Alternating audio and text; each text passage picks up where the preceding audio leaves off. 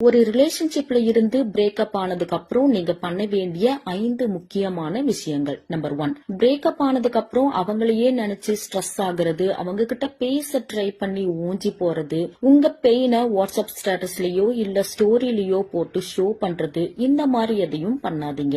Number 2, உங்களோட இந்த relationship ஃபெயிலியரை உங்களுக்கு ட்ரஸ்ட் வர்த்தியா இருக்கிறவங்கள தவிர வேற யார்கிட்டயும் ஷேர் பண்ணாதீங்க.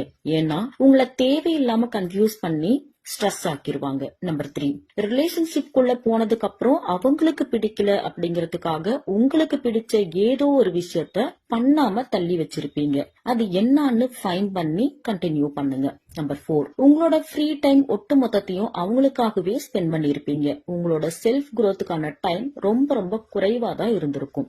இப்போ உங்களை குரோத் பண்ணிக்க என்னவெல்லாம் ஆப்பர்ச்சுனிட்டிஸ் இருக்குன்னு தேடி கண்டுபிடிச்சு மூவ் ஆகுங்க. நம்பர் 5, ரொம்ப ரொம்ப முக்கியமான அழுத்தமான விஷயம் என்னன்னா, பிரேக்கப் ஆன உடனே எந்த அனலைசிஸும் இல்லாம எடுத்தோம் கவிழ்த்தோம்னு இன்னொரு ரிலேஷன்ஷிப் குள்ள போகவே கூடாது.